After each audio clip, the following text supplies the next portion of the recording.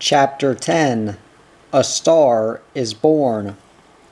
One night in 1901, 6 men sat in the lobby of the Crosby House.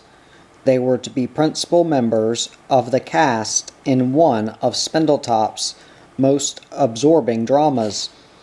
They were Joseph Stephen Cullinan, ex-governor James Stephen Hogg, John Warne, Betamillion Gates, Walter Sharp, Arnold Shallet, and James Roche, men who would soon band together to create one of the two most important oil companies in the world that grew out of Spindletop Hill.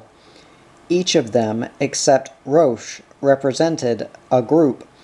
Roche, the lone wolf, was a charming, penniless Englishman who had come to Beaumont to find fortune and adventure.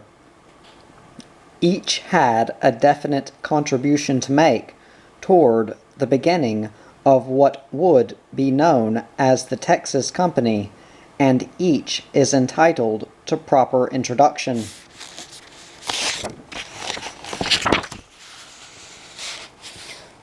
Joe Cullinan, sometimes known to his friends as Buckskin Joe, was a man who believed that doubts and fears are man's worst enemies, and that as long as a man doesn't know he can't do a thing, there is nothing he can't accomplish. Cullinan was a daring and restless man, a gambler who mixed caution with boldness, and who was probably the nearest to an all-around oil genius ever born. Athletic and agile, with quick, searching eyes and a clear, vigorous voice, his very hand clasp inspired confidence. He was tall, handsome, and distinguished, with clean-cut features, a short-cropped mustache, and a head of thick, well-groomed hair. A man of decision, he possessed an active, intelligent mind, of the type given only to leaders. The road to Spindletop was a natural one for Joe Cullinan. He was born in Sharon, Pennsylvania, and he had grown up in the midst of the petroleum industry. When he was only 22, he went to work for Standard on a small job. 13 years later, after he had been made manager of the big company's natural gas interest, he resigned and organized the Petroleum Iron Works to manufacture oil tanks. Then oil was discovered in Corsicana. Guffey and Galley took the situation over, but moved out because their business was finding oil, not refining and marketing.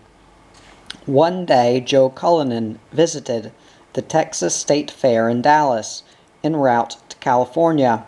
There he was met by the governor, the mayor, and a virtual posse of leading Texans who practically shanghaied him to Corsicana to take over the industry. He reluctantly acceded to the demands and did a magnificent job with the help of friends in Standard's family. But the morning he saw the Lucas Gusher, he knew that Corsicana's day was over. He organized with his brother, Dr. M.P. Cullinan, and a friend, H.L. Scales, a $50,000 corporation which he called the Texas Fuel Oil Company, and almost a year after the Spindletop discovery, severed his Corsicana connections and headed for Beaumont. Texas had never had before, nor has it had since, a governor like James Stephen Hogg. He was the first native son to hold the high office. He was a genuine trust buster and octopus hunter. It was at his behest that the state's antitrust laws were made strong and enforceable. Jim Hogg had a manner about him. He could charm any individual or any group. A giant of a man, he stood over 6 feet in height and weighed more than 300 pounds. He was voluble, vigorous, and buoyant. His personal magnetism was overwhelming. He was a jovial raconteur whose stories are told and retold to this day. In the eyes of his people, he could do no wrong, even when he himself became for a while a one-man trust and admitted to being something of an octopus. Jim Hogg had never been to Spindletop until Jim Swain, his best friend, and the man who had been his floor leader in the state senate, took him there, not long after the discovery. Hogg was more interested in oil on his West Columbia farm than anywhere else. He went to Fort Worth to ask Swain to accompany him to West Columbia, where he was to talk with a group of New Yorkers about drilling on his land. The deal didn't pan out, so Swain induced Hogg to go on to Beaumont with him. Once in Beaumont, the governor couldn't understand why he had been so long getting there. Even if there was no business for him, there were people, and they were excited, milling and happy, and that was the way he liked things. He drew almost as much attention in town as the gusher did on the hill, whether he was riding a skiff over flooded streets from his suite in the Oaks on fashionable Calder Avenue, to the Crosby, dressed in a bright green slicker and covered with a brighter yellow umbrella, or holding forth in the Crosby lobby telling stories. Jim Hogg was in his element. The governor seldom went to the Hill after his first visit. He let Jim Swain and that other human dynamo named W.T. Campbell, a man almost as big as Hogg himself, handle his business. They took in 2 other friends and formed what Swain called the Hogg-Swain Syndicate. Call it Hogg-Swain et al., Jim. Hogg told Swain at first, "I don't feel too comfortable being associated with that word, syndicate." But it was still the Hogg-Swain Syndicate. The other original members were Campbell, Colonel A.S. Fisher, and Judge R.E. Brooks. The syndicate was never chartered or incorporated. It was simply a group of friends banded together. Business was all done the way Jim Swain or Willie Campbell suggested. They were honest and honorable men, so there was no sense in a lot of paper signing. The story of the Hogg-Swain Syndicate has already been told in Chapter 8. The doormat sales and leases which they made to raise the money brought on the boom, the wild speculation in stocks and land, the irreverent dissipation of the natural resources, the fires, and the uncontrollable chaos. Wherever the wheels of fortune spun, there you would find John Warne, bet 1,000,000 Gates. He was the kind of man who enjoyed a fight. It wasn't Spindletop that took him to the alligator-infested, mosquito-ridden swamps that are now the thriving industrial city of Port Arthur. He was there to promote a city which would be the southern terminus of his Kansas City Southern Railroad. He tried to get the land he needed at Sabine Pass, but the Kuntz brothers had their own ideas, and all of the land there. Then, with the illustrious Arthur Stilwell, he platted the city of Port Arthur and planned its future. He told the Kuntz brothers he would throw dirt in their faces building streets in Port Arthur, and that is virtually what he did. He built a beautiful colonial home on Sabine Lake, where Port Arthur now stands, and his faithful associate, Ike Elwood built a home of elegant Italian architecture, which he called Pompeian Villa. Gates owned Round Lake, which he converted into a private fishing and hunting club. The great and near great of the nation were his guests there even before the great gusher erupted a few miles to the north. Gates was more attracted by the lush gambling palaces of Beaumont at first than he was by the oil boom itself. Daring gambler that he was too smart for the wildcat stock promotions, but he knew the boom was exactly what his KCS Railroad plan needed. He immediately ordered it completed to Port Arthur. The world looked on John W. Gates as a fabulous character, and he was that, but he was a more solid citizen than the newspapers painted him.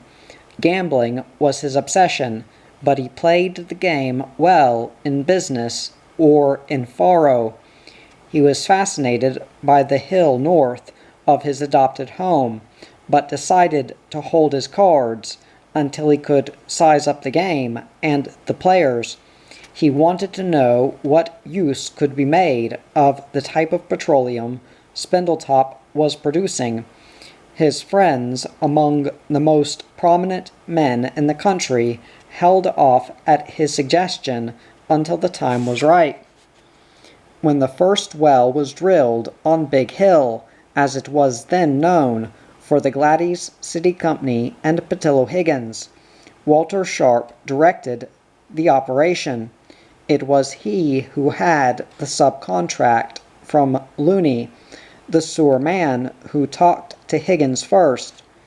Sharp's well was a failure because he didn't have adequate equipment, and he was dealing with a geological condition that no man had encountered before. His failure on the hill was no disgrace, but the Lucas Gusher was a source of almost unbearable embarrassment to him. Walter Sharp barely missed getting in on leases in Spindletop before the gusher blew in. One of his old drillers, George Rainey, told him in Dallas during Christmas week that the Hamels had gone home so that Lucas could buy up leases. He said that the oil field was already a certainty. Sharp, normally a healthy man, became ill after arranging to go to Beaumont on January 1st, and was not able to get there until after the well came in. When he arrived in Beaumont on January 12th, there was little chance for leasing on the hill, with Ed Prather, an old friend who had been treasurer of Dallas County until the close of 1900. Sharp decided to lease land on the line between Spindletop and Sour Lake, where he had already found oil showings. He leased thousands of acres, and as the scramble for land increased, he and Prather each made a small fortune.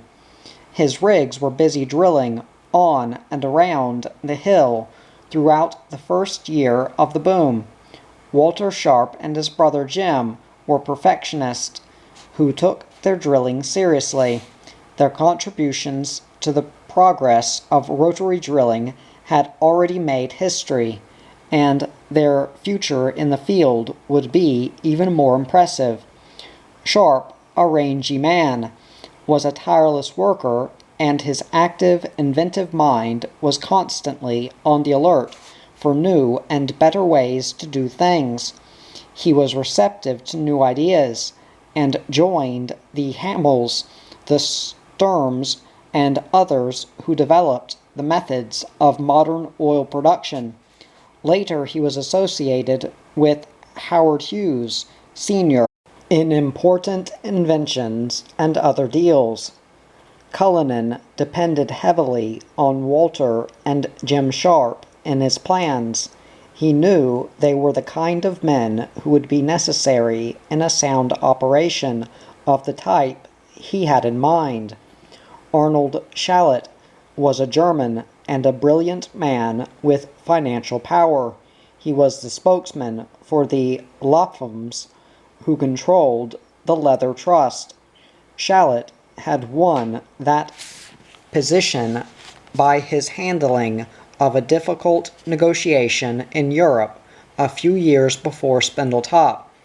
He went to Beaumont early in the boom, but waited for speculators and gamblers to have their day before he acted.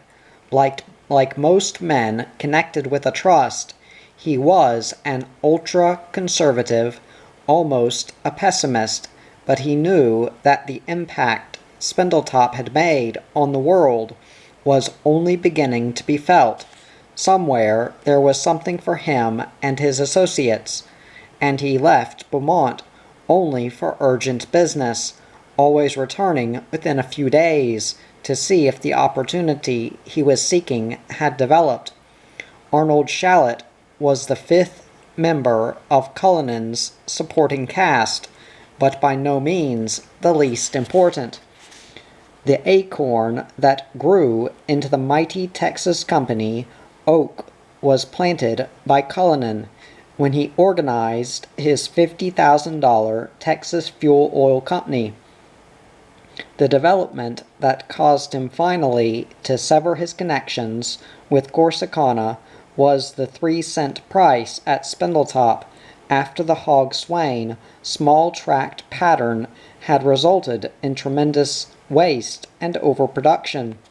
He went to Beaumont in January of 1902 and started purchasing oil contracts, calling for delivery starting in June.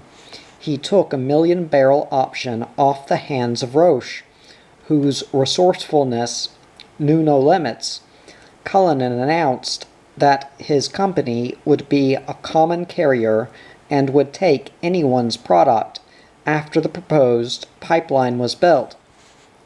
In this way, those without their own transportation facilities could dispose of their product. His contracts called for the delivery of millions of barrels of oil over periods of from 1 to 3 years, and some for the life of certain wells. This meant that Cullinan would have to build storage, loading, and shipping facilities and pipelines, calling for huge sums of money, which he was not immediately prepared to invest. His first transportation arrangements limited him to 2,000 barrels a day by rail from Gladys City to Sabine Pass. There it was taken by Tidewater Oil Company, Standard Oil, and miscellaneous barges to the Louisiana sugar mills. His delivery was limited by the fact that he was able to contract for only 11 tank cars. He did the most with what he had by making arrangements for continuous crews that ate and slept in the train's caboose. There were no demands for premium wages because Cullinan was exceedingly generous with the hard-driving railroaders. While this was going on, the Hog Swain Syndicate was beginning to run into trouble. Many of the syndicate's land sales had been made on the basis of nominal cash payments, and the remainder out of oil. But there was no market for the oil, and the shoestringers were caught short, and consequently so was the syndicate. Hogg, Swain, and Campbell decided something had to be done. In his travels over the state and nation, the governor had heard much of Cullinan and decided he was the man to solve their dilemma. Hogg proposed to Cullinan that the syndicate purchase half of the Texas Fuel Oil Company stock at par value for $25,000 and make certain loans to start more widespread operations, including a pipeline. In the meantime, Walter and Jim Sharp had promoted the organization of the Producers Oil Company on the strength of a 1,000,000-barrel contract with Cullinan. In Port Arthur, the news of this amalgamation of interest caused some excitement. James Roche, the Englishman, was living comfortably at the sumptuous Sabine Hotel. He knew that land in both Port Arthur and Sabine was at a premium, and that the competition between the Const brothers and the Gates people was at a critical stage. Either Port Arthur was going to be a city or Sabine was, not both of them, and it depended on which one got the industries, specifically the oil refineries. Roche let it be known that he was securing an option on land for a refinery, and hinted that Sabine was making a good offer. Shortly he was called in by George Craig, a Gates man, and president of the Port Arthur Bank. Craig told Roche that he knew of his plans, and said that he and another man owned a brick kiln, located on land that would be suitable for a refinery. "How many acres will you let me have, Craig?" Roche asked. "As many as you need," was the reply. 40 acres, Roche fished. "Yes," Craig answered directly. "How much an acre?" Roche continued. $100, Craig said. "How much down?" was the test question put by Roche. "Nothing," Craig smiled. "Will you put that in writing?" Roche asked with some suspicion. "Yes," said Craig as he drew out a contract form already made out except for the number of acres, which was filled in ink. The 40 acres on which Roche took a 60-day option was sold a few weeks later to the Texas Fuel Oil Company as the site for its first refinery. Craig, as a matter of fact, negotiated the deal with Roche for his own land, but he paid several times the $100 an acre. Arnold Shallett saw his opportunity at last, and decided to invest some of the Lapham leather money in Cullinan's new Texas Fuel Oil Company. He enjoyed the complete confidence of his employers and was able to invest as he saw fit. They knew that he would not move until he saw the proper opening. And that is exactly what happened.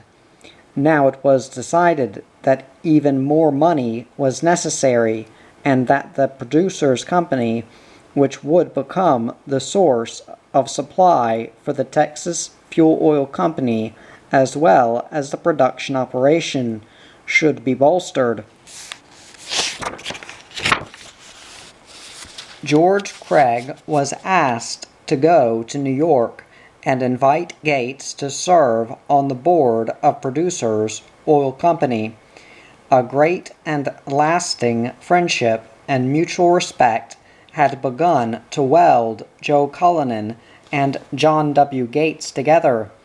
In New York, Craig explained the entire deal to Gates and said that Cullinan, Hogg, and Shallett wanted him on the board of directors of the Producers Company.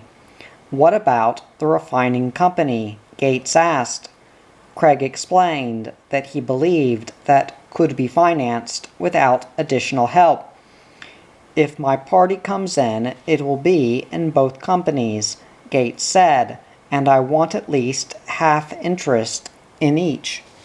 Craig said that he was authorized to speak only for the Producers Company, but that he believed the other deal could be arranged. Actually, Craig knew that syndicate people, as well as Shallett, were anxious to keep Gates out of the refinery company at first. Gates then sent a telegram to a dozen friends, most of whom he had made wealthy, and explained the situation, asking if they would join him and in what amounts. He suggested that the replies be sent to Craig. Gates and Craig returned to Port Arthur. They were joined by another of Gates' friends, James Hopkins, president of the Diamond Match Company. At Spindletop, a few days later, Gates and Hopkins were shown one of Sharp's gushing wells. A few days later, the important members of the cast were together. Roche sold back to the refinery site he had taken an option on credit from Craig. All of Gates' telegrams had produced results, and he and his friends owned half of both producers and Texas fuel oil companies. Work was started on a dozen giant storage tanks at Garrison Station in Iowa Colony between Beaumont and Spindletop. A contract for a 6-inch pipeline to the refinery site was let to Jack Ennis, a colorful, reformed gambler who was destined to make and lose 2 fortunes of his own. In the next few weeks, disaster struck. The hill virtually stopped flowing. Most of Sharp's wells went dead, and 2 of them started making salt water. Within a few days, every type of oil well pumping device known to man was being rushed to Beaumont. Soon the price of oil shot up to 75 cents. This gave tremendous value to Cullinan's oil purchase contracts. When pumping proved successful, it would have spelled doom, however, for the producer's company, except for the fact that it had Gates' money and Cullinan's influence behind it. In early April, Gates returned to Beaumont for a meeting at which the Texas Fuel Oil Company became the Texas Company. It was a rush trip for Gates, whose vast interest required his traveling to various parts of the country day after day. When the meeting was over, Gates ordered a special train. He was informed the train could not be ready for about 2 hours.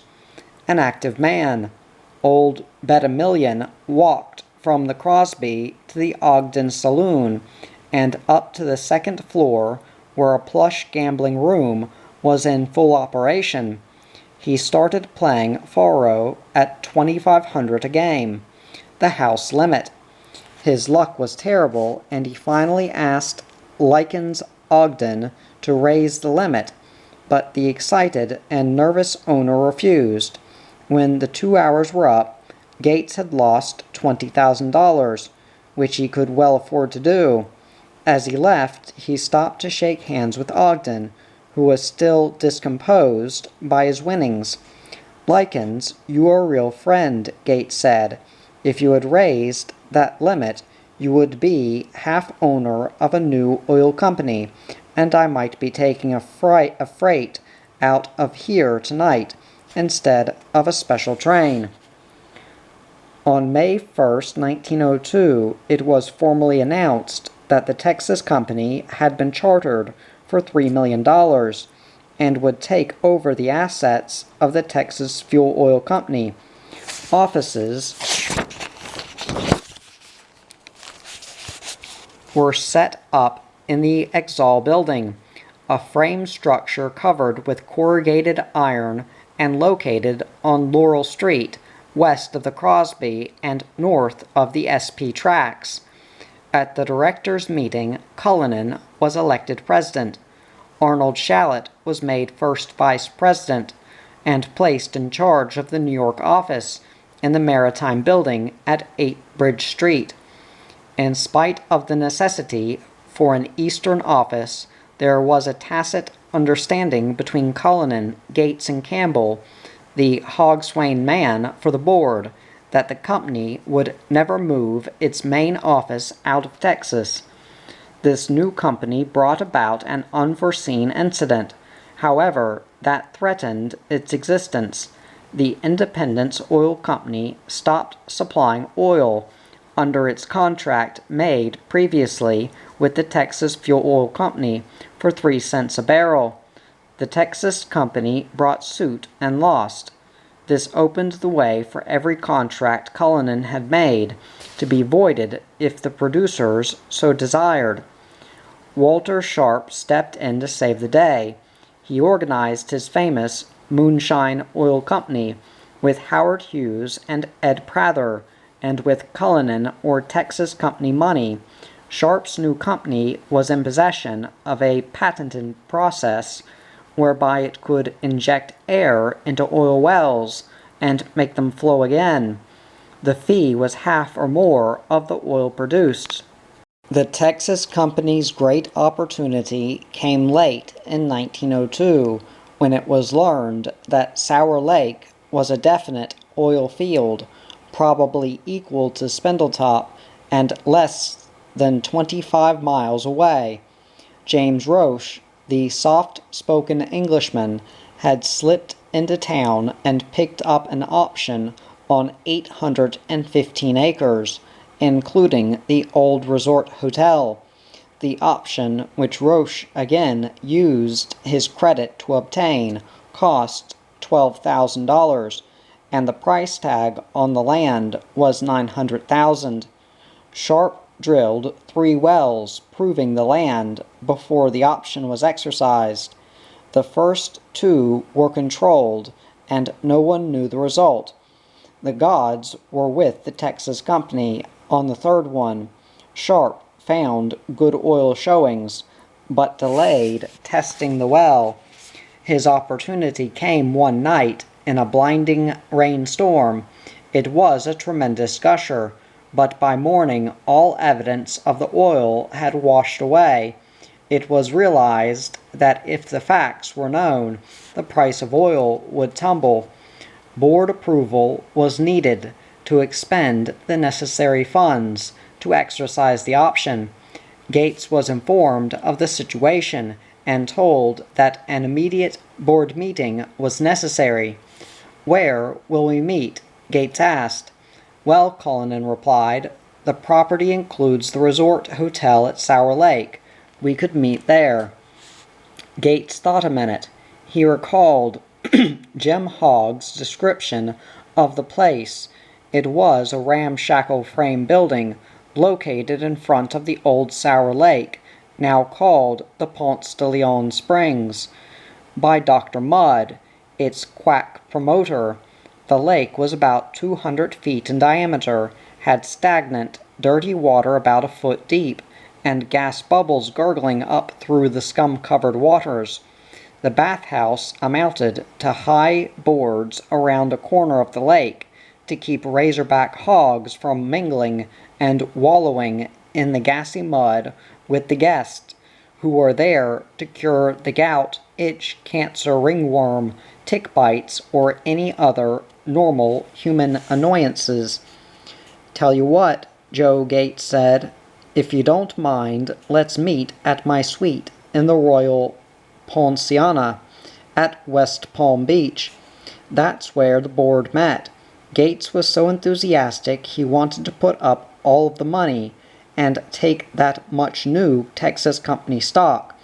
Shallot, always wary of Gates, said that would not be necessary. All they needed was board approval, and the money could be obtained through normal financing channels. Cullinan rushed home and made contracts to sell the oil for 60 cents a barrel.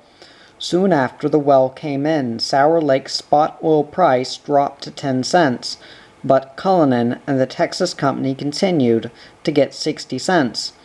The Texas company soon took its position in the new world of competition, and the star that was born on the hill at Spindletop began a gradual ascension.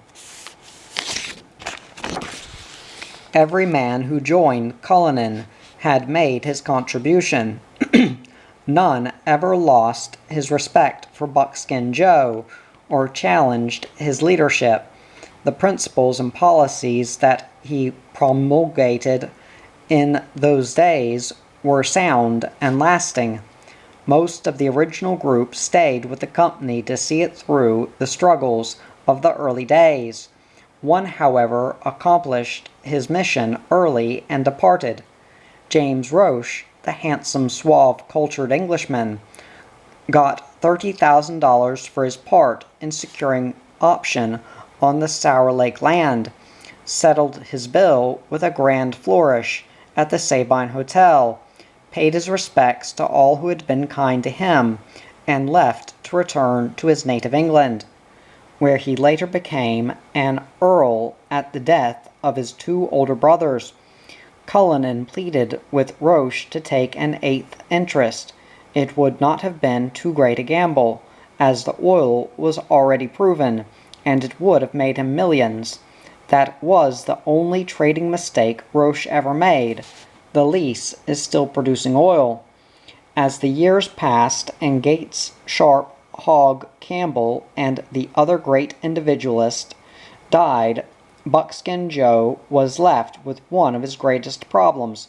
He was determined that the original decision to keep the company headquarters in Texas should be respected.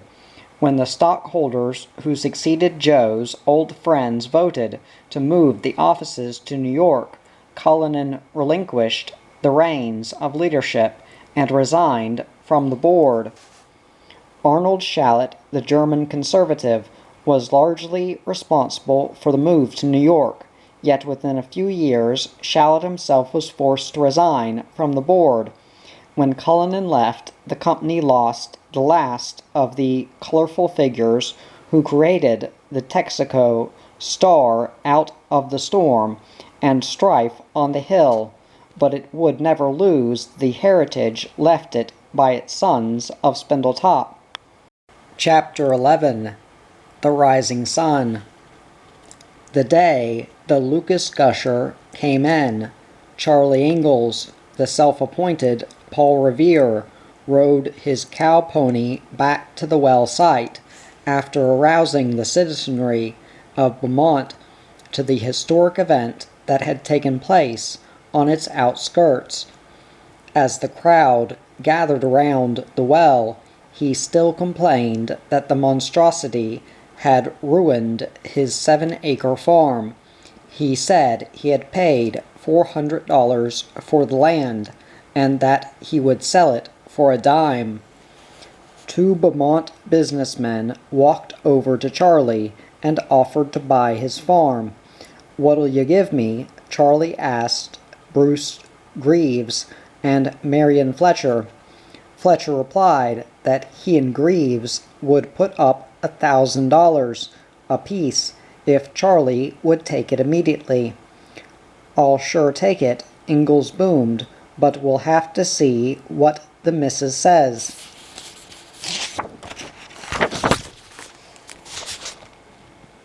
The three men got into the carriage and were joined by Emmett Fletcher, Marion's brother, and C.A.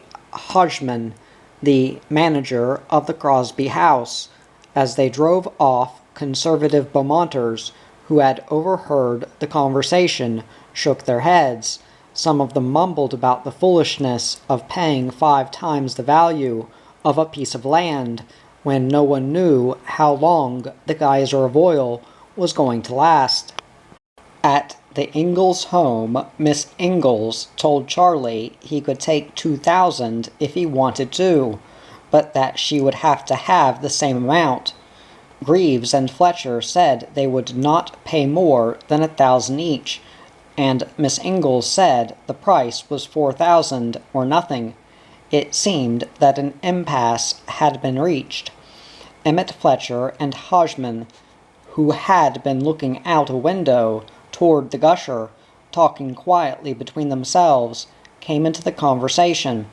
"Marion," Emmett said, addressing his brother, "if you and Bruce agree, Hodgman and I will put up another $1,000 each, and take a quarter interest."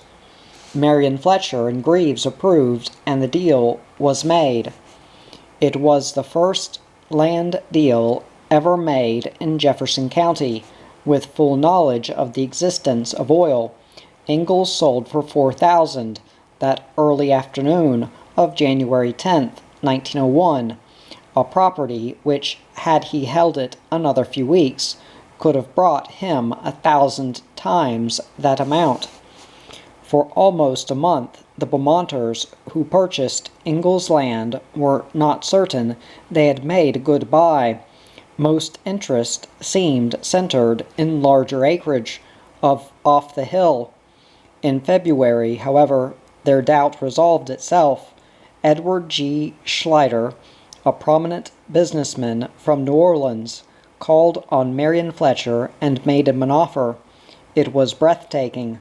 Schleider headed a group of men who had conducted the Louisiana lottery until it was declared illegal. They were men with keen promotional sense who saw a great opportunity in Beaumont. The exact details of the offer Schleider made to Fletcher were not revealed. The day after, however, Fletcher explained what he knew of the deal and purchased the interest of his 3 associates for $75,000 each. Later it was learned that the Schleider Group planned to form a $2,500,000 corporation, with the Ingalls tract as the most important property. Greaves and Emmett Fletcher then decided they would like to be in the deal and were permitted to repurchase their interest for $80,000 each. Hodgman, content with $75,000 for his $1,000 investment, remained out. Within a few days, the Lone Star and Crescent Oil Company was formed. It was destined to become one of the most fabulous, if short-lived, companies to operate on the Hill. Schleider was president, Marion Fletcher was first vice president, Greaves was secretary and general manager, and Emmett Fletcher was treasurer. The other New Orleans associates were named to the board of directors. It was shortly after the Beatty well came in that Lone Star and Crescent spudded its first well, but the company's stock went on sale immediately. Even before the company's first well came in, arrangements were made for tankage. On May 3rd, the Lone Star and Crescent No. 1 blew in after 2 weeks of untold hardship. Virtually every possible mechanical and drilling misfortune befell the drillers. For a short while it was feared that oil might not be found where the company was drilling, although it was only 100 feet north of the Beatty. When the well came in, it was, however, one of the most perfect on the Hill. 2 weeks later, Schleider made arrangements with H&L Kuntz, the New York and Omaha bankers, promoting Sabine town sites, for 400 feet of frontage on tide water at Sabine Pass, before returning to New Orleans. Schleider led a contract for a 6-inch pipeline from the field to the terminal and another for the construction of 5 large storage tanks and pumping facilities. 3 of these were to be built in Sabine Pass, 1 in Spindletop and another in Beaumont. Arrangements were made to run a smaller pipeline to the storage tank in Beaumont. For more than a year, Lone Star and Crescent was one of the 3 great companies on the Hill. Its operations were regarded as exemplary. Greaves was a local manufacturer and a man of great imagination. One of his first ideas was to cover the Lone Star well with brick housing to protect it from possible fire dangers. Others copied this idea after the big fires. He tried another plan, which did not seem to work. A 60-foot standpipe was built, and the well line turned into it. The idea was that the standpipe could provide sufficient pressure to push oil into Beaumont without pumps, and to serve as additional storage. In October, when the 22-mile pipeline to Sabine was completed, the company was classed with Guffey Petroleum and the Higgins Oil and Fuel as one of the 3 big oil concerns operating in the field. It was those 3 that had taken the lead in arranging for transportation and markets for the product of the Hill. It was those, newspapers said, that would be there when most of the stock promotion companies were gone and forgotten. By far the most important news Beaumont had heard since the Great Gusher itself was an announcement by Parsons Davis, Lone Star, market chief, who returned from England on January 4th, 1902, that he had a contract in his pocket for 10 million barrels of Spindletop oil for the Lone Star and Crescent Company. It was cause for great jubilation, but it was probably the reason that Lone Star and Crescent went broke. When Davis went to England, oil was selling for 3 cents a barrel. The very day he returned, the price advanced, and within a few months it was 30 cents a barrel. 3 months later, the Lone Star and Crescent, stuck with commitments beyond its ability to fulfill in view of the sharp increase in oil prices, went into receivership. Joseph Newton Pugh, the son of a farmer born in western Pennsylvania, was head of one of the small but important independent oil companies of the East. He had entered the industry as a gas producer and marketer, heading the company that supplied the fuel for Pittsburgh to become the first large city in the world to have natural gas for heating, lighting, and cooking. He was a conservative, intelligent, brilliant, inventive man with unlimited energy. 10 years before Spindletop, he was in the oil business with production in Ohio fields and a small refinery in Toledo. His company, known as the Sun Oil Company, was as successful as any small company not part of Standard. Joe Pugh was waiting for an opportunity his intuition told him would come some day. When the electrifying news of the Lucas Gusher reached the Sun office in Toledo on the morning of January 11th, Pugh lost no time. He sent his nephew, Robert C. Pugh, to Beaumont immediately to see the prospect. Robert stayed a month and came back with fantastic reports. He said some believed the well was a freak that would flow no more, while others, like Cullinan, believed it to be the most important oil discovery in the world's history. Robert Pugh was among the optimists. He strongly recommended that further action be taken by Sun. J. Edgar Pugh, Robert's young brother, was then sent to Beaumont. He was only 30 years old and had started working in his uncle's refinery as a plumber's helper at 16. He had been to Texas before to look over Corsicana, and he liked the country. In view of the wild reports of the murders and hijackings, he armed himself with a .41 caliber revolver as he headed for the boom town. The Beaumont story had not been exaggerated. Edgar Pugh stepped off the train into a whirlwind of activity. He saw the stock promoters from Cripple Creek, the unsavory conditions, but most of all he saw the Beatty Well come roaring in. He wasn't in Beaumont to go on a lease or land buying spree, and he had the restraint that it took to sit and wait.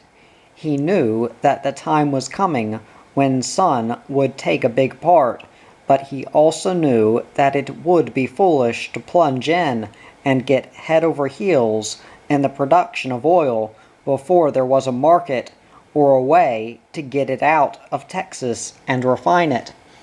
His reports after the Beatty Well came in convinced his uncle that the day he had long awaited had finally arrived, to get ready for the big things that to him were certain to happen. Joe Pugh bought the 82-acre Lindenthorpe Pleasure Park site with a 1,000-foot front on the Delaware River at Marcus Hook, Pennsylvania, 20 miles from Philadelphia. In November 1901, still before he had a vestige of interest in the Beaumont field, outside of oil purchases on a small scale. Work was started on the refinery that Pugh knew he would need. The blue chip his shrewd operations had already won would be put into the game, but he would play his cards close to his vest. J. Edgar Pugh continued to sit patiently around, biding his time and watching men plunge into the mad scramble to produce oil which they could not sell. He knew that sooner or later an opening would come. He also knew that when it did come, he would need docks and storage from which to ship the crude oil. His first action after several months of waiting was to buy 2 sites at Smith's Bluff, totaling 42 acres. That land wasn't in the oil play, but it was one of the highest and best tracts of land along the Neches River, 7 miles south of Beaumont and southeast of Spindletop, where barges could pick up oil. On this site, the Sun Oil Company started construction of 4 53,000-barrel tanks and 2 tremendous earthen tanks, in which more than 1 million barrels of oil could be stored for shipment. Then a 4-inch pipeline was built from the field to this new installation called Sun Station. When the price of oil dropped below 5 cents, this storage was filled to await a better day. Now J. Edgar Pugh was ready for whatever might happen, and he knew something would happen. He knew that others were watching for the same opening. His job was to get the first and best property he could find. In more than a year in Beaumont, he made thousands of friends in all walks of life. He was as much at home with the men in the blue denims in the field as he was with senators, governors, and millionaires in the Crosby dining room. 2 of his best friends in the field were Patillo Higgins and Al Hamel. Edgar Pugh was one Yankee who had ready acceptance in Texas. From almost the first day he set foot on the station platform in Beaumont, he was an adopted Texan.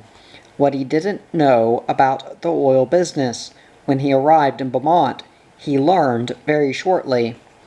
The hill always fascinated him, and it was a common sight to see him playing horseshoes with Hardy Roberts, one of his employees, and some of the other men. He studied the tools of the trade and observed the waste brought about by the multiple types of equipment. It was this that latter caused him to head a movement for uniformity and standardization of pipe and other equipment that eliminated millions of dollars in waste. On May 30th, 1902, hardly a year and a half after Lone Star and Crescent was formed, Sheriff Ross Landry conducted the public auction of the big company's properties, including 32 miles of pipeline, the wharf facilities at Sabine, a half-dozen 37,500-barrel storage tanks, pumping stations, loading facilities on the railroad, the wells on Charlie Ingalls Old Farm, and the land itself. The property was conservatively valued at $1 million. Fate had dealt Lone Star and Crescent a cruel blow. It was only a matter of months since Parsons Davis had announced the sale of 10 million barrels of oil. Now, however, every well on the company's property had ceased to flow. One of them had turned to salt water. The company was forced into bankruptcy. It was the same story everywhere. Men who knew nothing about the oil business were not able to fathom its mysteries. Its backers were men who knew promotion, but their talents ended there. They learned too late that the oil business is not a promotion, a fact that would continue to confound others for years to come. That Decoration Day of 1902, J. Edgar Pugh knew that the thing he had been expecting was at hand. He told his Uncle Joe about the public auction, and received his instructions as soon as the bidding opened. J. Edgar Pugh bid $100,000. That bid was the first and the last. Much to Edgar Pugh's relief, others who could use the properties and could pay for them did not top his bid. He had opened the pot with a blue chip. They were startled, apparently, at the large first bid and were not immediately prepared to go higher. Ross Landry's hammer pounded, once, twice, and then another time, and he announced, "Sold to Sun Oil Company for $100,000. It was the windfall that caused the rise of Sun Oil to prominence in the new world of petroleum competition. Joe Pugh's patience had paid off. You know, of course, Ross Landry told Pugh when the bidding was over that you must have a fourth of the money here by 4 o'clock this afternoon. Yes, Ross, I'll go to the bank now and get the money. I'll be back in an hour, Pugh said. Going first to the Beaumont National and then to the First National, Pugh found them and even the smaller banks closed. The signs on the doors said it was Decoration Day. Beaumont banks were the only ones in the state observing the holiday. As he realized the seriousness of the situation, Edgar Pugh's pulse jumped a few beats. He knew that he had made one of the most phenomenal buys in the history of the industry, and that should he fail to make the necessary deposit, the bid would be void. The next day he knew he would have more competition. He thought of Cullinan and Mellon and even Standard Oil men who were now in Beaumont. There were others too. The boom in Beaumont was not over, although the wells were not gushing as they had before. There was still more oil on the hill than anyone could use for many years to come. At a loss as to how to get the money he needed, Edgar Pugh walked the streets in deep thought, puzzled, seeking a solution to his problem. As he walked, he came to a gang of men feverishly at work, remodeling an old dwelling that had recently housed his barber shop. In his typical friendly manner, he asked the gang pusher what was happening. "We're getting this ready for a bank that opens tomorrow," the pusher said. Old Zeke, the barber, got $8,000 for the 4 months his lease had to run, But Edgar Pugh was rushing to the door of the building, and the gang pusher didn't get to finish his sentence. Pugh had seen someone inside the building, and was banging on the door. The man inside, a pleasant, stout gentleman in his early 30s, walked calmly to the door and opened it. "I'm J. Edgar Pugh, of the Sun Oil Company," Pugh said, introducing himself, "and I would like to do a little business with your new bank." "I'm glad to know you, Mr. Pugh. I'm A. L. Williams, and this is the Gulf National Bank. That is, it will be tomorrow," the man said. "We are not open today, but if you can come around the first thing in the morning, I will be glad to accommodate you." "Mr. Williams," Pugh said, My business is more urgent than that. I need a bank today. Right now, in fact, I need $25,000. Williams didn't bother to ask why he needed the money. He merely asked how he would like to have it. Pugh said a cashier's check would be fine. Williams assured him that he could have it and promptly made one out. "What will I sign, or how can I provide collateral?" Pugh asked, recalling that the two men were strangers as far as he was concerned. "That's all right, Mr. Pugh," Williams said. "I know you, and you can come around at your convenience tomorrow and fix it up any way you wish." Pugh was flabbergasted, but he was also a very happy and relieved man. He went to the courthouse and paid the deposit. Al Williams was cashier of the Gulf National. He had come from Shreveport several months before and had spent his time promoting a bank. Finally, his efforts had succeeded. When S.G. Bain, president of the Seaboard National of New York, had financed the project, Bain, an agent of a group of men since recognized as Standard Oil people, was in Beaumont to organize a refining company. Being a banker, he believed it wise to have a bank that could handle his business without gossipers knowing too much about it. It was ironic that a Standard-backed bank should have provided funds with which the Pughs purchased the distressed properties they would use to build a foundation for new competition for Standard.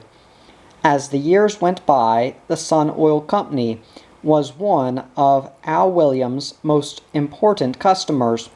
Standard-backed or not, the bank never lost the respect J. Edgar Pugh had for it, and the official who had saved the day for him. Had it not been for the incident that brought Pugh and Williams together, the Sun's day might never have dawned. J. Edgar Pugh, as far as Spindletop and the rest of Texas was concerned, was the Sun Oil Company. He established his home in Beaumont, and it was there that his son, who today holds his old position as vice president in charge of production for Sun, was born and attended school. It was prior to the Lone Star and Crescent failure that J. Edgar Pugh started buying Beaumont oil. 9 days before the purchase, Sun's first tanker, the SS Paraguay, converted from a Great Lakes iron carrier, picked up 18,000 barrels of Beaumont oil at Sabine Pass. Later, in 1902, the SS Toledo, a 22,000-barrel tanker, was added to the fleet, partly due to the acquisition of the Sabine property, and partly because of the long delay in developing a channel in the Neches River. It was 1915 before oil was shipped from Smith's Bluff, where Pugh made the first land purchase as protection. In 1917, one of the large earthen tanks of original Spindletop oil went to the United States war effort. In 1937, the last of the original oil was drained from the old tanks. The history of Sun has been written since the day of J. Edgar Pugh's arrival in Beaumont. By 1903, the company had 10 wells on the old Ingalls Tract. In 1950, the company produced 33 million barrels of oil, mostly in Texas, and purchased more than twice that much. Old Joe Pugh's Marcus Hook refinery, by the end of the Second World War, was producing more 100-octane gasoline than any other plant in the world. Today, Sun operates oil properties on more than 350,000 acres, mostly on the Gulf Coast, and from a little company with 37 employees in Toledo and 200 in the Ohio oil fields, it has grown in personnel to 14,000 workers. Its oil discoveries stand out among the most important in the world, with credit for such finds as Sea Breeze, Oyster Bayou, Willow Slough, Fig Ridge, Midfields, Kaplan, and La Belle. Its fleet of tankers sail the seven seas. J. Edgar Pugh, the adopted Texan, saw the problem of Spindletop clearly, and was among the first to put his mind to the task of breaking the great bottleneck of the field, transportation, and after all other oil companies born in Beaumont had virtually deserted it, the Sun was one major outfit that filled a skyscraper with its division offices there. Chapter 12. Standard steps in. Calvin Payne watched in silent awe as the Higgins well spouted a 6-inch column of oil 200 feet into the air. The heavy green fluid spread into a wide plume above the crown block and disintegrated into a fine spray. "Joey," said, turning to Cullinan, "I believe you brought me here to share the embarrassment you must have suffered back in January when you first saw the Lucas well." Joe Cullinan smiled at the accusation. "No, Cal, but I wanted you to see this hill," he said, "so you could realize how wrong experts can be. But don't feel bad. You are surrounded by fellow sufferers. There isn't a Beaumonter in this crowd who didn't have a better chance than we had to help Patillo Higgins and Captain Lucas. At least we didn't scorn and pity the men or call them crazy." It was mid-April of 1901, and Payne had spent the morning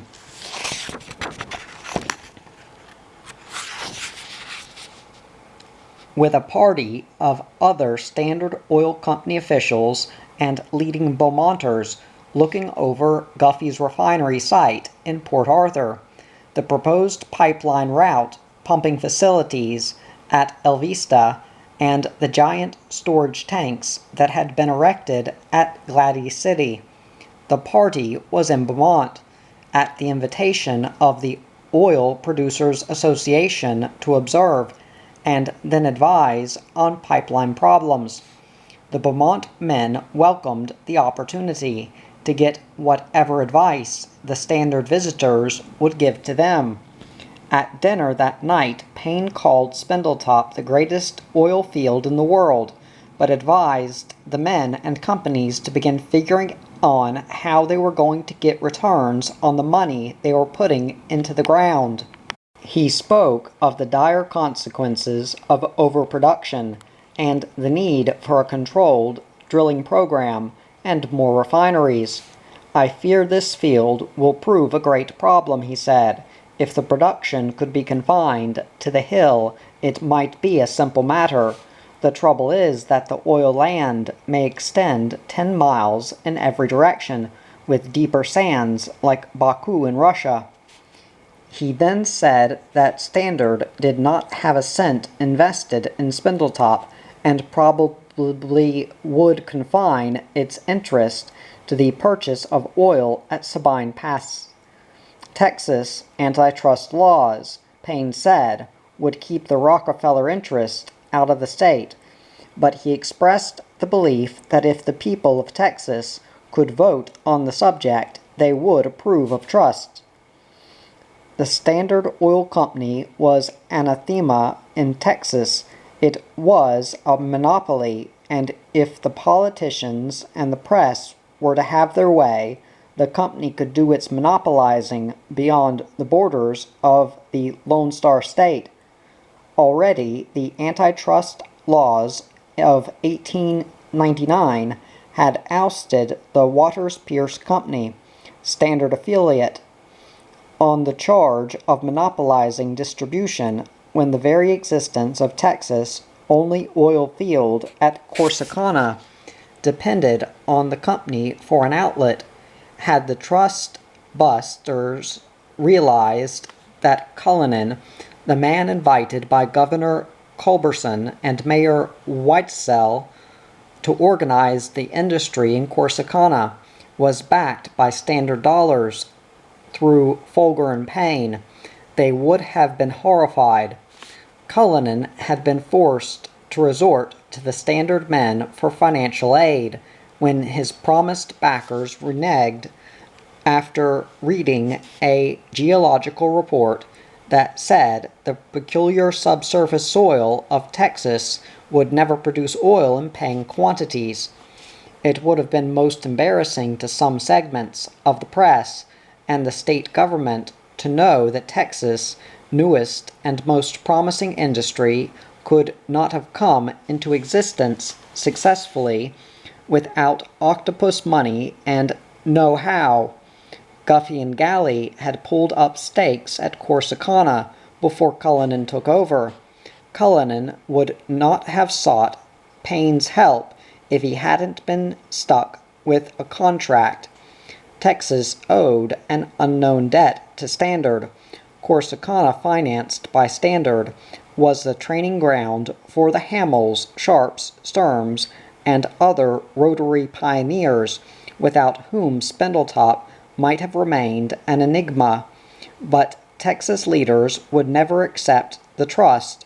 They wanted their wealth kept at home instead of being siphoned off to Wall Street, and particularly into the bulging pockets of Mr. John Davidson Rockefeller. Spindletop's superabundance of fuel for industrial development had bolstered that determination. The oil monopoly had both virtues and vices. In its favor were the elimination of the ills of instability and the establishment of an orderly, sound, dependable plan of operation. Without its effective scheme of organization, it is possible the oil business might have died of self-inflicted wounds. When Standard took charge, consumers received a better product at a lower price. Operators gained a steady market and a reasonable return on their money, and stockholders realized a return on their investments. But to maintain their monopoly,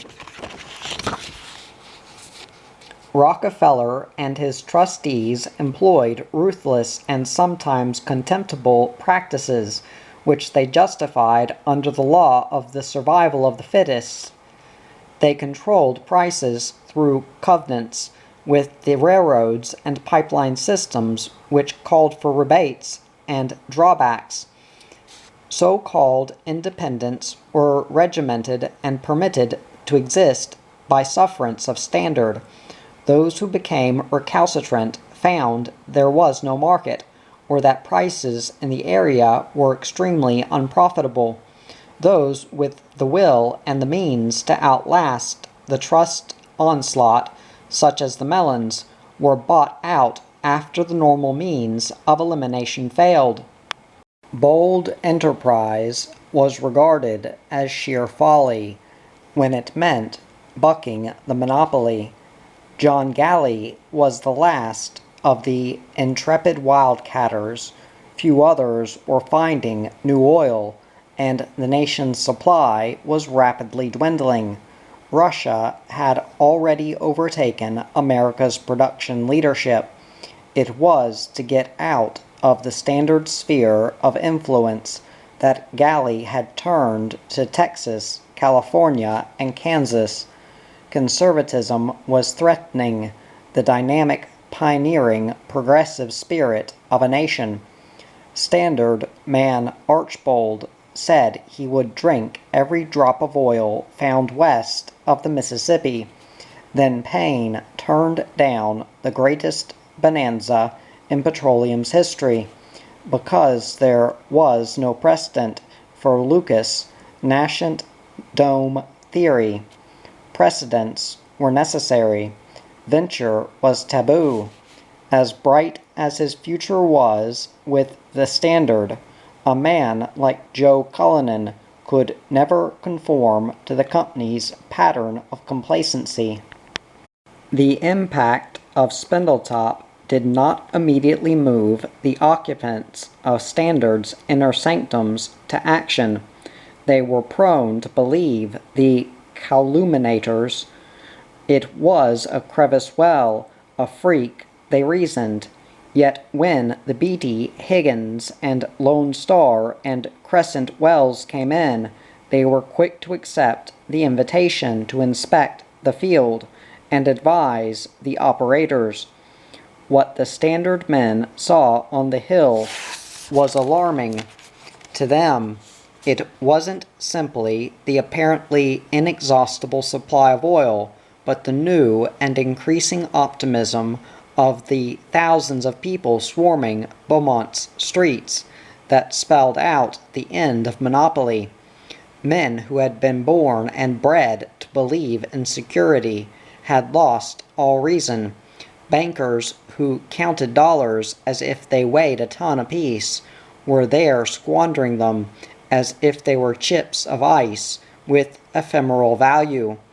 Smug sons of Puritan families who wouldn't permit a deck of cards or a pair of dice in their homes were gambling thousands and hundreds of thousands of dollars in the biggest gamble of them all, the oil business.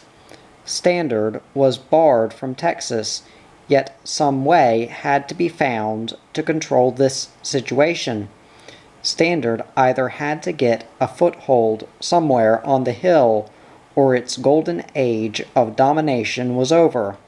Therefore, when Payne said that his company was not interested, he failed to convince anyone.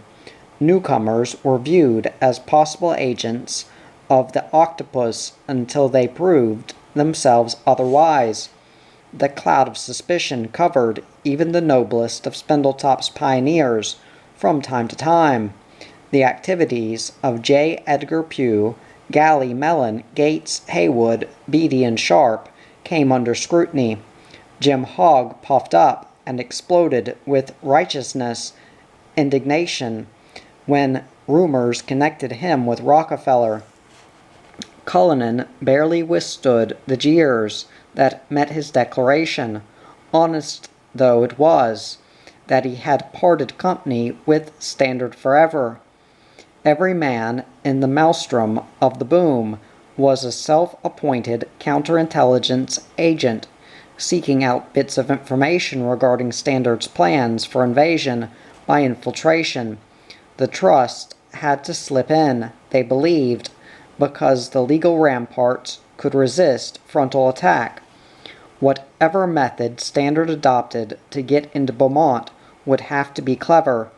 Its enemies included the demagogues who made political hay by posing as champions of the little people, promoters who knew that any day Standard stepped in, their racket would be ended, landowners who realized that inflated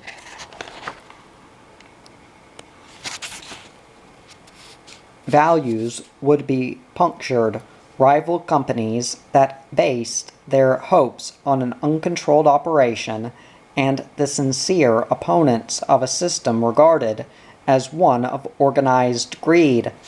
The listening posts were continually sending back reports and warnings of signs of the enemy. For example, the Oil Exchange Bulletin Board was plastered one day with an unconfirmed report that Standard men had purchased 20,000 acres of waterfront covering every foot from Sabine Pass to Port Arthur. The same day, there was a rumor that Cullinan had purchased the 33,000 acres nearest Gates' new ship channel in Port Arthur. Guffey's 4,500,000 barrel deal with Shell Trade and Transport Company had been well broadcast by the colorful colonel from Pittsburgh. Therefore, Beaumont was in a state of confusion when a newspaper article with a New York dateline reported that Rockefeller had purchased the Shell Company, Walter Sharp's Producers Oil Company. The newspaper reports stated in bold headlines, was also Standard controlled, and of course there was no doubt that Cullinan's Texas Fuel Oil Company was the same old Corsicana crowd. Rumor followed rumor, yet no one could trace anything directly to Standard. It wasn't natural. It didn't make sense. Rockefeller wasn't crazy. He was somewhere in Beaumont, and had been all along, but where? As the months passed, it became obvious that Payne's fear that oil land would extend 10 miles in every direction, and that additional producing sand would be found, was wrong, or at least premature. But what did happen was worse. Not even Payne anticipated that the Hog Swain Syndicate would open the hill to every swindler and promoter in the country with doormat land sales, but Hogg did, and the dizzy days were on. The landowners on the hill were getting rich, but the operators still had no prospect of getting their money out of the ground. The shyster promoters didn't care about anything except selling stock. The legitimate but inexperienced oil producers were facing a problem that seemed to have no solution. The market for fuel oil was growing every day, and yet prices were falling in the flood of oil that overwhelmed the demand. The hill was a jungle of derricks, a tidal wave of oil, and the scene of wild disorder and reckless abandon. Fires, blowouts, and explosions were destroying one property after another. The safety committee was unable to cope with the conditions. Investors in bogus stocks were beginning to demand an accounting. This brought about a few open suggestions that it might not be too bad if Standard did come in. Monopoly was better than nothing. Was it possible that Calvin Payne was right? Would the voters favor the trust if given a chance? Was old John D. waiting for another call to bring order out of confusion and step off with control as his reward? It was into this atmosphere that a bluff and blustering gentleman with a swagger like a South American general stepped onto the Beaumont scene in November 1901. He was Colonel George A. Burt, a former railroad executive who had once been associated with the abortive attempt by Ferdinand de Lesseps to build the French Panama Canal. He was a fabulous figure who could gamble and drink with the boomers and match Jim Hogg as a storyteller. Burt could be a man's man, or he could take his place as a suave member of the social set, depending upon the demands of the occasion. One of his first friends in town was John Gilbert, president of the Higgins Company. He purchased a home across the street from the Gilberts in spite of the impossible housing shortage, and was immediately welcomed with open arms by the first families of Beaumont. Either feat was a miracle in itself, where the colonel got his background and introduction.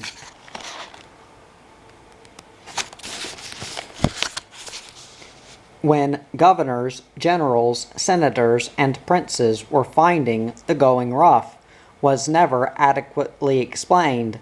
His only comment as he settled his family into their new and hectic home was that he was interested in the possibilities Beaumont offered. Not for one moment did he seem out of place in the whirl of activity. In late December he mentioned over cocktails between friends that he had purchased the 89-acre Caswell tract at the bend of the Neches for $89,000. The colonel said he intended to back a company which he would call George A. Burt and Company and would let a few of his closest friends have a few shares of stock.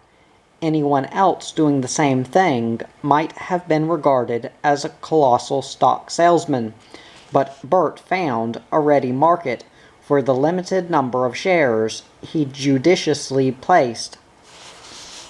On January 4th, the Beaumont Enterprise announced with a scoop and a flourish that Burt would build the world's largest refinery on the Caswell Tract at a cost of more than $5 million. The location, ideal for its purposes, was described as being 2 miles from Beaumont, 3 miles from Spindletop, and less than a mile from John W. Gates' new Kansas City Southern Railroad tracks. Other incorporators with Burt in the company were said to be S.G. Bain of the Seaboard National Bank in New York and Colonel Fred W. Weller, outstanding refinery builder and designer of the day. Never had Beaumont been more honored than with the name value of the incorporators of this company. Yet there was not the slightest suspicion of anything that smacked of standard. A most appropriate date, January 10th, the first anniversary of the Lucas Gusher, was chosen by Colonel Weller to break ground for the project.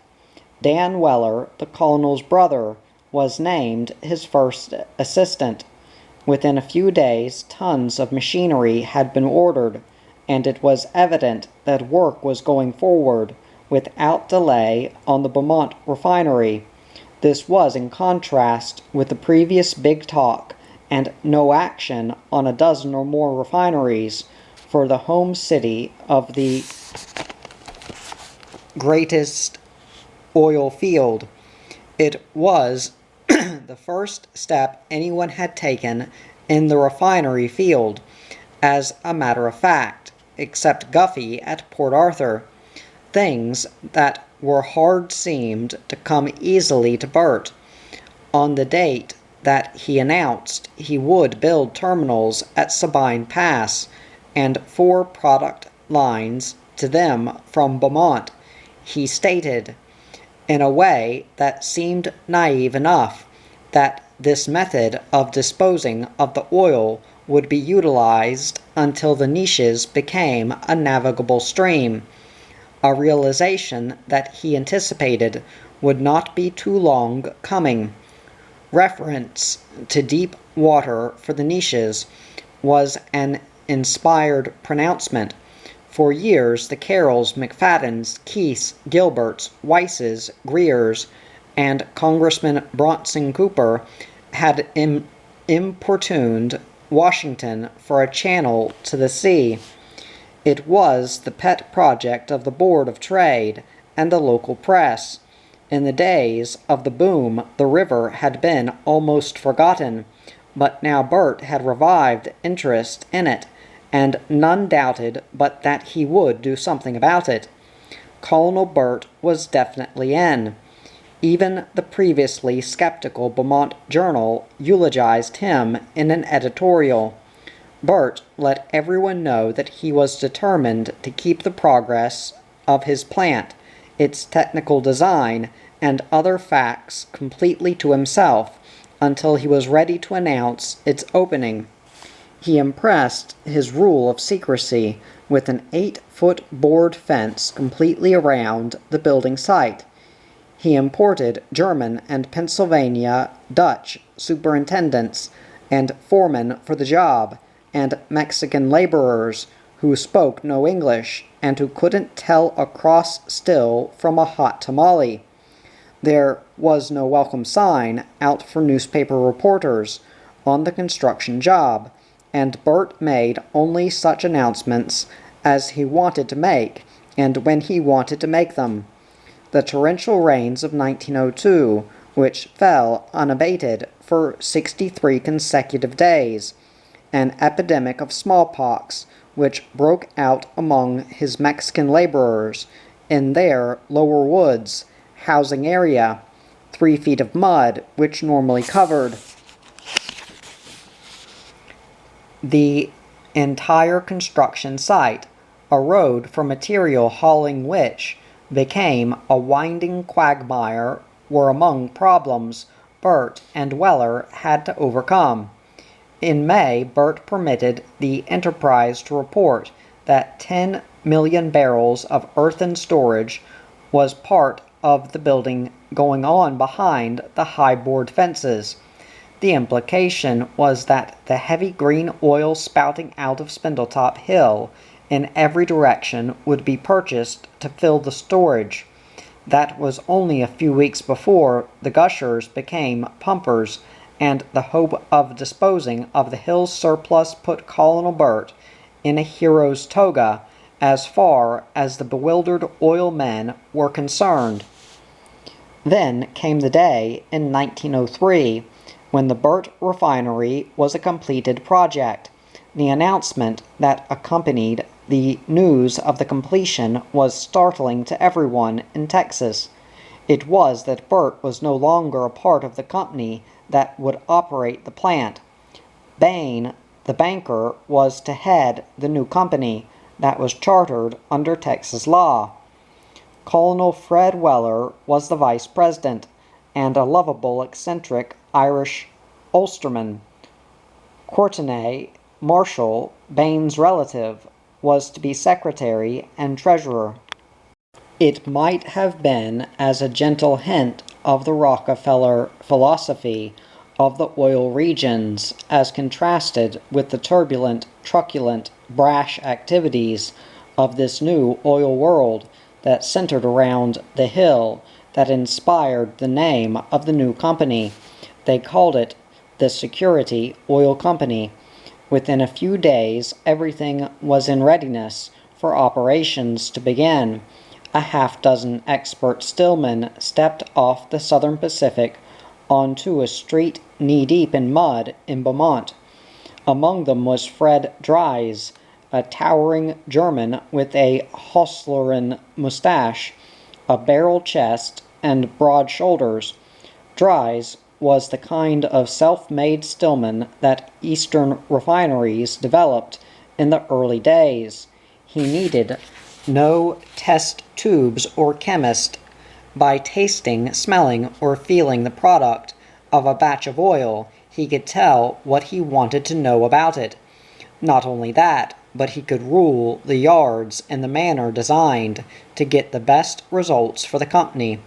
He had a capacity for his job and for keeping peace among the workers, and keeping peace was no easy assignment. The imported refiners were a mixture of Pennsylvania Dutch and New Yorkers who didn't get along with a third element from West Virginia. Inside the plant, Dries demanded and got peace. Outside, all hell would break loose. The narrow boardwalks leading to the plant were ideal for accidents, which resulted in mud dunkings, but the bloody and battered men always made their way to the plant on time for work. For some reason, Beaumont never seemed to accept the name Security. Even the men in the plant called it the Burt Refinery. The colonel's personality was one that could not be submerged by a set of notarized instruments from the Secretary of State's office to the wild boom town of the niches. Burt meant something, while security seemed a word out of the dim past. The refinery did a phenomenal business. Fred Weller's genius had assembled the latest in processes. Product were being made that the Hill knockers had said could never be made from Spindletop crude. The local dollars invested in the Burt stock multiplied many times, and as the Hill lost its excitement and glamour, the Burt refinery took up the slack in employment. More and more local men became refinery workers. Many of the imported workers became adopted Texans, particularly Fred Dries, whose importance in the plant increased with each passing day. In the meantime, most people had forgotten about Standard coming to Beaumont. They reasoned that the antitrust laws, after all, had been too rigid even for Mr. Rockefeller, but when Fred Weller left Beaumont to become a member of the board of directors of Standard, a light began to clear up the picture of what had really happened. In its own imitatable manner, Standard had stepped in. There was no local outcry as the fact became more apparent. Beaumonters had come to depend on their refinery, and as far as they were concerned, if this plant was owned by the Standard Oil Company, they had no objections. On reflection, those who felt they knew now what had happened talked about the cleverness of the plan of invasion. They thought back to Bert's approach, his secrecy, the timing of his statements, and the winning of the unstinted support of a city. Now they could see that Bain had opened the Gulf National Bank in Beaumont largely for the purpose of handling his company's business without letting important facts become known to the other local bankers, who might not be as interested in secrecy as he was. However, the small talk and unconfirmed speculation eventually led to a low rumble of protest against the trust and its refinery operations. A state investigator turned up the evidence that Folger and Payne had been financially interested in the Beaumont refinery since its inception. Finally, the rumble became a roar, and the politicians' rivals and righteously indignant made things difficult along the niches. Then came an announcement that Standard was building a great refinery at Baton Rouge.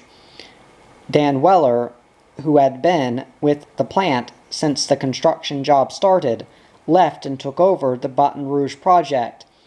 Many of his best men followed him, and the activity at the Beaumont plant dropped off to the point where there were less than 100 men employed there for a while.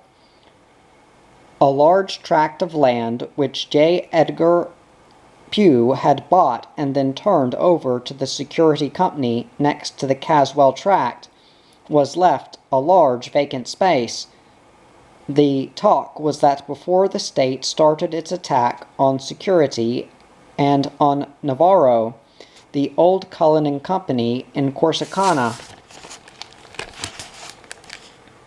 plans were under consideration to place the Baton Rouge project in Beaumont.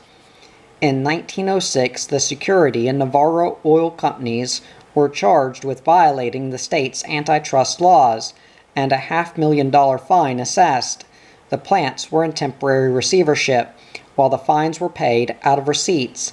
In 1907, after the fine had been paid off, the Attorney General sued the two companies again, this time calling for their ouster from the state.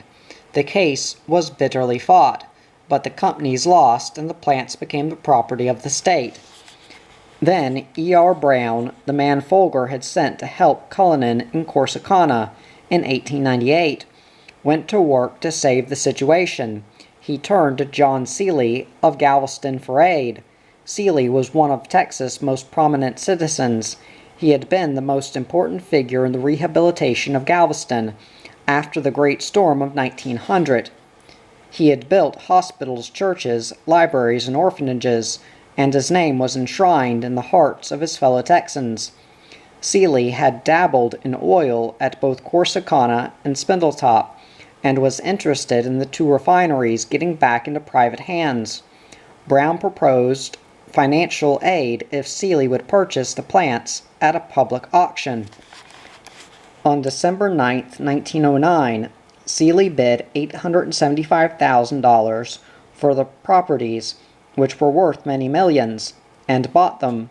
The sale price amounted to little more than another harassing fine against Standard, because there was no particular effort to conceal the fact that Folger, Payne, and other members of the trust were financially interested in Seeley's purchase. At first, the new company was titled simply John Seeley, Refiner of Petroleum. After a few months, it became John Seeley and Company. Seeley seldom visited the plants and paid little attention to them. Brown and others ran the companies. In 1911, the Magnolia Petroleum Company was formed as a joint stock association out of the properties bearing Seeley's name. Seeley remained as president until 14 years later, when he became chairman of the board, where he served until his death. Magnolia became a great refining company and one of the Southwest's leading oil producers. It also became Beaumont's most important tangible asset, salvaged from the storm that Petillo Higgins blew up on the hill known as Spindletop.